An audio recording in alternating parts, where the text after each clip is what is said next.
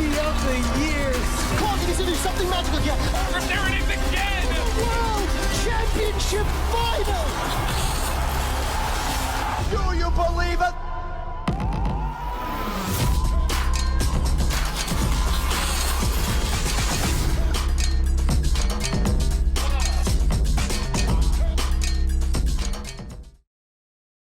Rolling, ready, and action.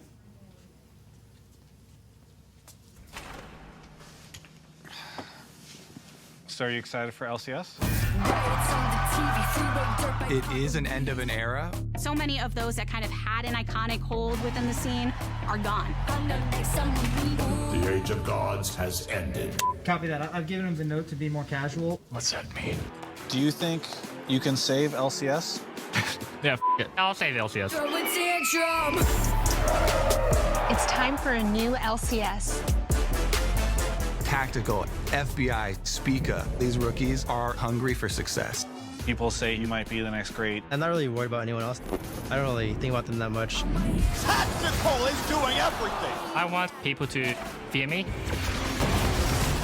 Definitely coming for the trophy. Are there any other junglers in the LCS that are going to be better than you? No. 2021 is going to be about domination. This isn't just a new year, it's a new game. This is your new LCS. This year, they're coming for blood.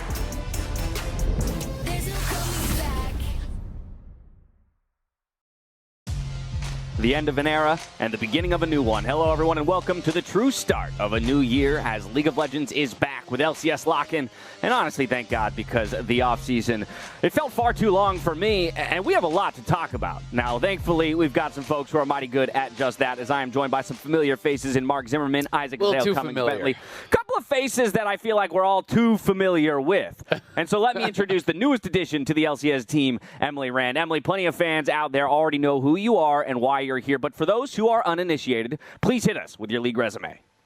So in 2012, I started playing League of Legends with my friends in the anime blogging community, and they told me I was really bad and that I had to watch professional play. It wasn't until 2013 when I really fell in love with the team, which is KT Rolster B. I started watching Champions Korea from that. I ended up watching LPL in 2014. I think most people now know me for following the LPL very closely. And most recently, I worked at ESPN, and our vertical shut down. Now I'm here. Personally, very stoked to have you as a part of the team, in particular because you will bring that different perspective to the broadcast today. Mark, turning to you, 2021, it's the beginning of a new decade. How pumped are you for what the LCS looks like this year? I'm stoked. There's like so many new components to it. It's new format, new look, new players. It's totally different vibe to the whole thing. So I'm super excited. New talent as well, of course. Like there's just so many new things to look forward to this year. Without a doubt. Now, I am as well pumped to get the season started, but there are so many new things that are coming to the LCS in 2021. And so to hear it from the shiny head of it all, here's the LCS commish with La Tigris. Thank you so much, Dash. I am beyond excited to be joined by LCS Commissioner Chris Greeley. Commish, how are you doing today? Thanks for having me. How are you? I'm fabulous. I feel so rested after a nice holiday and ready for some LCS. And to be honest, I did a bit of research, and I think you are the only commissioner in any North American league to have your own theme song. I feel honored to be in your presence, honestly. Right. I don't know if maybe Vince McMahon would count. I bet he's got a pretty good theme song. But yeah, I'm with you. In my mind, you're still going to win in that category. But I know we do need to pick your brain about a few things because 2021 is looking really different compared to past years for the LCS. What can fans expect from us? I think you're going to continue to see great play. We've got a lot of up-and-coming stars. We've got some new stars that are joining the league. I think the format is going to be really exciting, both for the Lock In Tournament and the combined spring and summer seasons now, as well as our Midsummer Showdown and the LCS Championship. But 2021, COVID is still with us, so I think you'll still see some things that you saw last year, unfortunately. Remote production will be one of them. We're going to open this season fully remote. We don't have any talent on site, as you can certainly attest to. we're not going to have any players in the arena either. COVID is particularly spiky in LA right now. We want to make sure that we're working to keep everybody safe. We do appreciate the safety precautions that are being taken by the team to ensure we can still have a great show, but in the end, keep ourselves safe. When it comes to the timeline of hopefully eventually transitioning back to going into studio, is there any expectations around that? Yeah, we're looking at a multi-phased approach. I think the first thing we want to do is get our broadcast team back into the arena, get all the talent back in to up that production value and kind of bring back all the things in the arena that fans love to see. After that, we'll look to get pro players in, and then finally, when it is completely safe to do so, we'll look to put fans back into the building. In terms of when that can happen, we don't know yet. I don't think anyone really knows what COVID's going to look like over the next 2 or 3 months as vaccines start to roll out and folks start to get some immunity. So we're going to continue to play it by ear, try to keep people safe, and keep bringing folks at home a really good show. Good combination of preparation with adaptation. And I want to go back to some of the stuff you mentioned right at the top, because our rebrand comes with a lot more than just some new colors, right? The format has changed, so many new faces. What are you personally most excited about coming into this new season? So, I don't want to pick favorites among all the things that we have starting off. I'm just excited to have the LCS back, to be back to competitive play, and to get to see people like you every week showing up on my screen. Made by many, right? So many faces that we are excited to see. Commish, thanks so much for stopping by. Thanks for having me. All right, everyone, it's time to get going with the LCS some more. Back to you guys. Thank you so much, the Tigress. Of course, we are all looking forward to the day that we get to return home to the LCS arena, but in a continuation of 2020, taking those learnings from last year, we will continue to operate remotely and as safely as humanly possible until that time when we can all be in the same place together. But as is traditional with the offseason for the LCS and professional League of Legends, there was tons of excitement within the offseason. Typically, it's around moves from team to team or region to region. But this year, we had some pretty dramatic departures as we had to say goodbye to not one but two of the greatest players to compete in North America all time, Bjergsen and Doublelift. The biggest myth of all time in esports is that veteran players don't get nervous when they go on stage. Everyone gets nervous, no matter how many times you've been playing. The only difference between a veteran player and a rookie player is the veteran player gets nervous and he plays like he's calm. Welcome, ladies and gentlemen, to the North American Summer Finals. Fans here are amped up, ready to cheer on Cloud9 and TSM. Yes, they catch off Doublelift, but into the back line they go. A double already for Bjergsen. He's just going to run everybody down. No one's left alive. Weaver's Wall catches up a couple. Now can they have the follow-up damage? A couple of stuns come in. They've got Bjergsen, and they shut him down with a 1,600 damage crit. Doublelift is low. Meteos, another knockup, trades his life, but it's Doublelift gets the GA. Double killing them all. Kills everybody. They've got 3. Impact goes down, and A's for TSM. TSM cement themselves as the most dominant organization in North American League of Legends. An incredible moment for these guys. You can see just how much it means to them.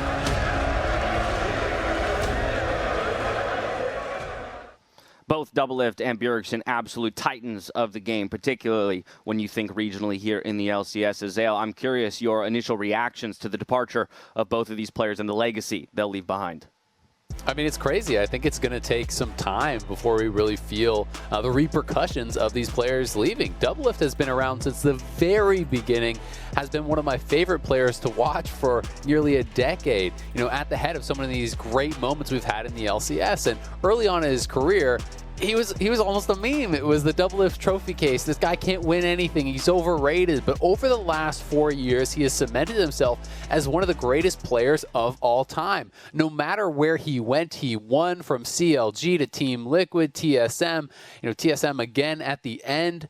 This guy dominated in North America, and his departure is going to leave a huge vacancy in the bot lane of North America. He leaves with a trophy case overflowing with accolades, to say the least. And while there are still some question marks about what is next for Doublelift in his career, Emily, there are less question marks around Bjergsen, because as is already known, he is slotting into that coaching position to try his hand at the role for the very first time.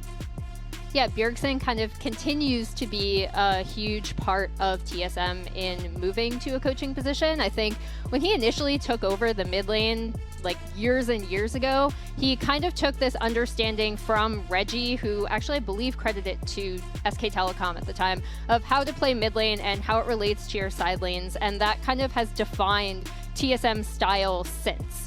For better or for worse. I know we make a lot of jokes about how they always invade second blue. This is how they control the map. We know what they want to do for their mid laner, team solo mid, etc., etc. So I am really curious to see what it looks like with Bjergsen as a coach. Do they retain that same play style? Is he still going to kind of stick to this really traditional style of play around mid lane, around controlling the map in that fashion, or are they going to broaden their horizons under, a new potentially carry jungler like Spica?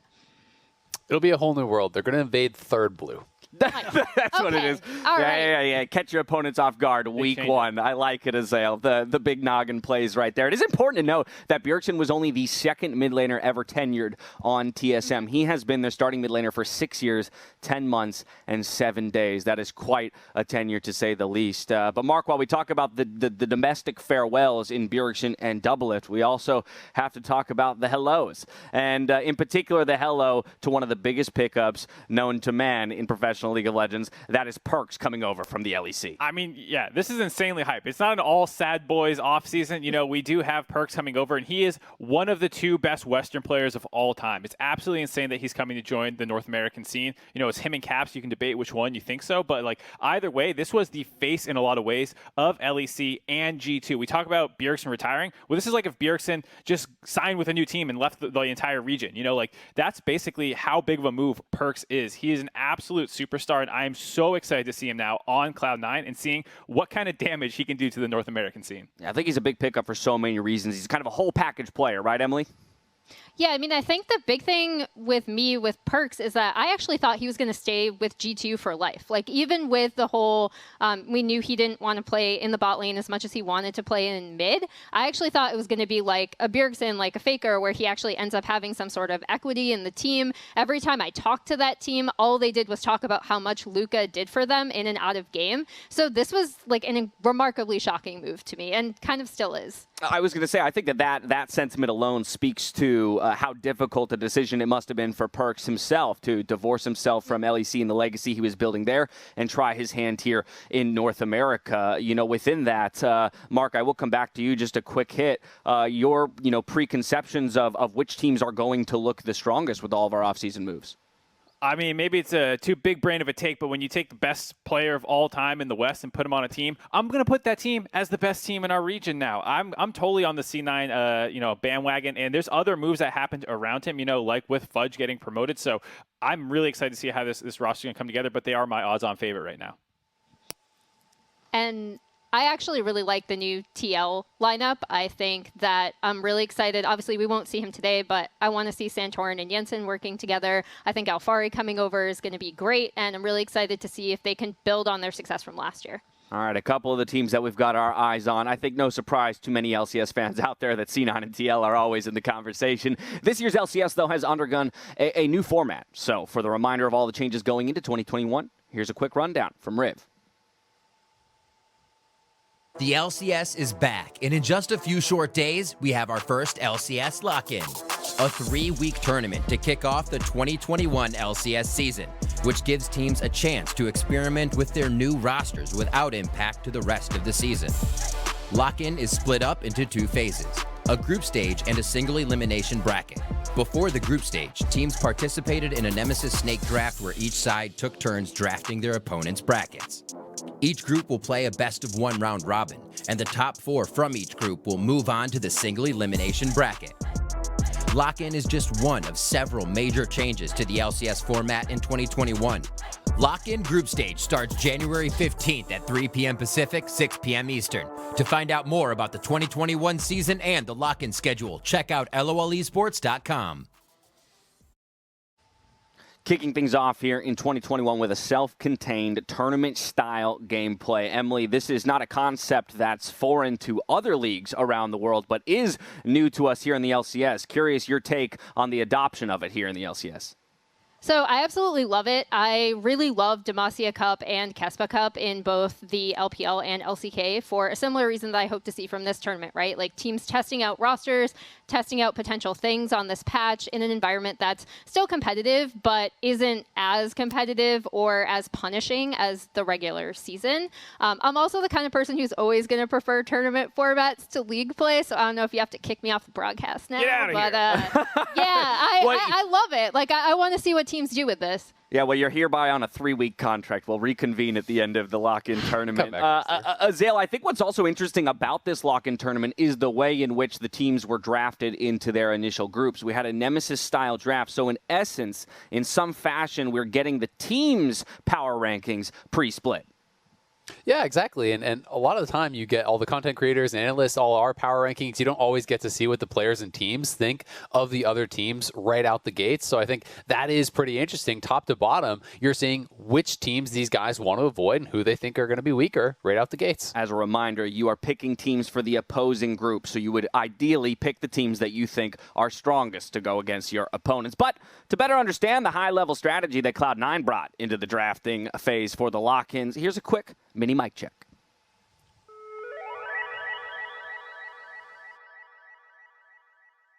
So now I just say a name of what I want to pick for enemy group, right?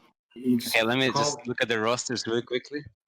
Do you know all the teams in the LCS, Perks? I mean, like, kind of. But this Cool, one's all like, right. This one's like 2021. Can I see like all the rosters somewhere combined? Okay. Oh wait. So yeah, this is a very high quality VM. Like I'm really impressed. 100 really thieves. Wait, is 100 thieves? Okay, I pick 100. Wait. Yeah. Okay, I pick 100 thieves for it.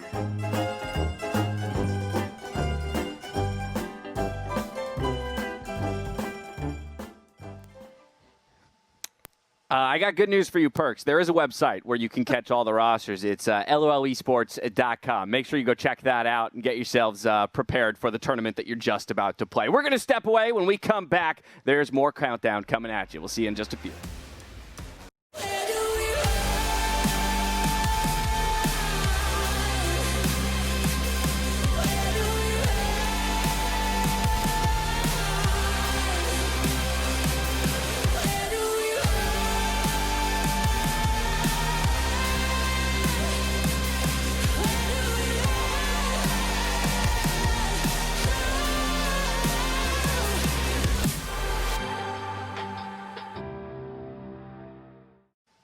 Welcome back to LCS Countdown. You just got a quick look at Liquid Plus, which is an online hub designed to reward fans for watching streams, interacting with socials, or completing quests. But as we return to the matter at hand, the kickoff of the 2021 LCS season, I want to talk about the metaphorical passing of the torch from the old stars to the new. And we're going to start with some of those acquisitions. Once again, coming back to you, Mark, to talk about Perks, or Perk Z.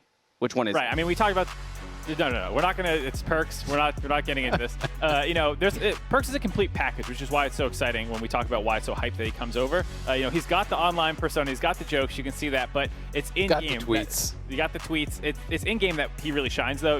He is so versatile, and he's played through so many different metas. He's played through different teammates. He's played different roles with those different teammates. Like, there's nothing he can't do on the Rift. He is such a great mind about the game. He's also a grinder and a leader off the Rift as well. I mean, he is a total and complete package when you look at what you want out of a superstar. A lot of hype, a lot of expectations coming out of the community and honestly from the broadcast team itself when it comes to Perks and joining this Cloud9 roster. And while he is inarguably the biggest Western Hemisphere pickup for this year's season of the LCS, Emily, I think we have to talk about his counterpart from the Eastern Hemisphere in Sword Art.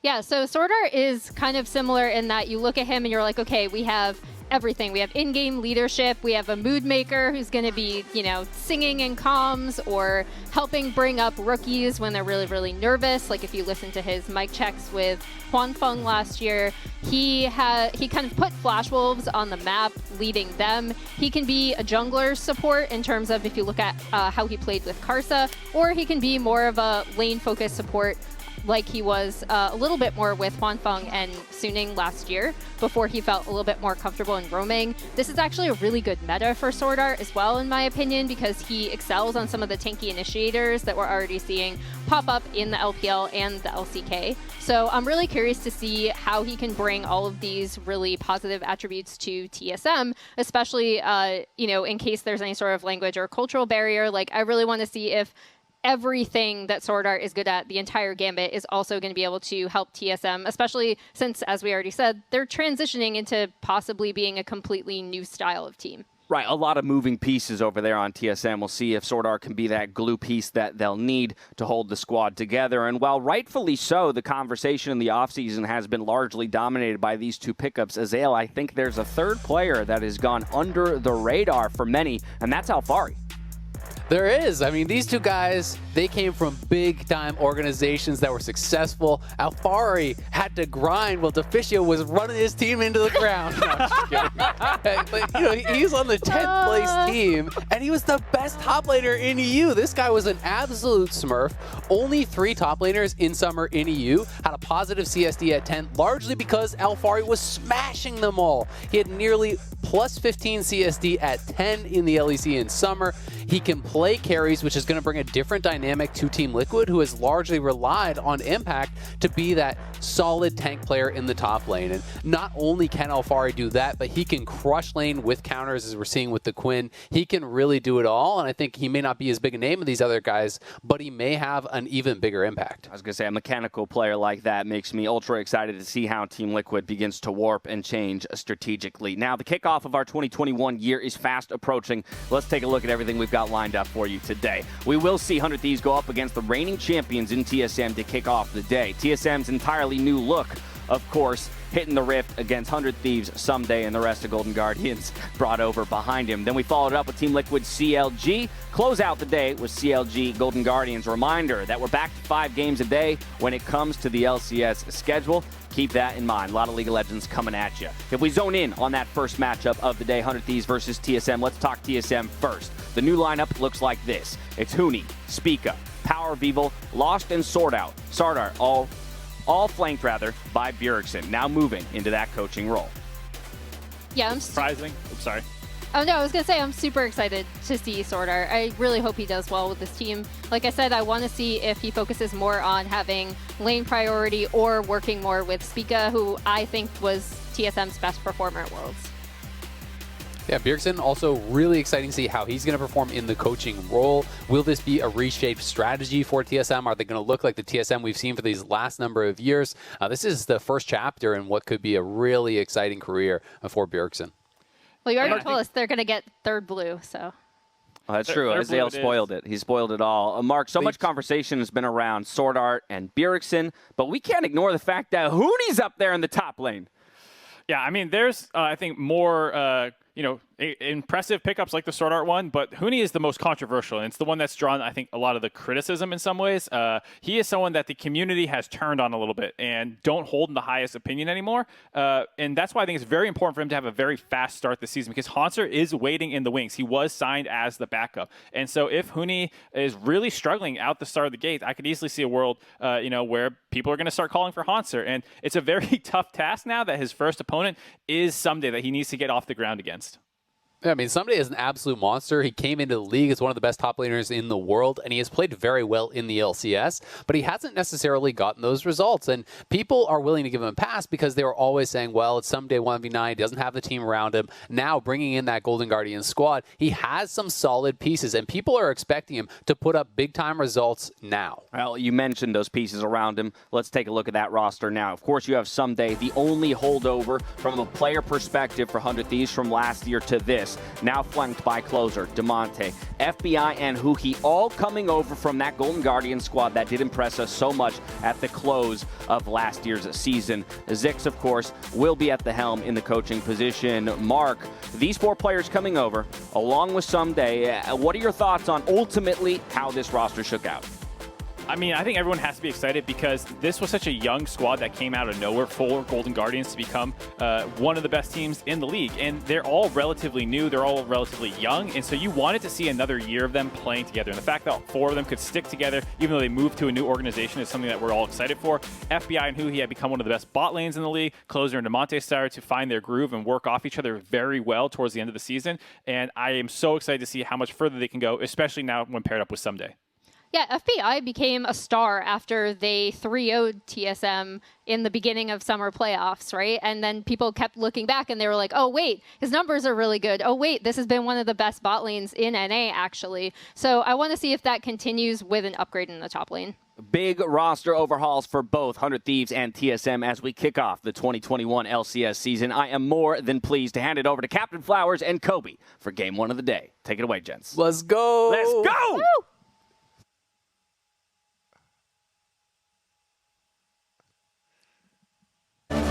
Stop playing noise.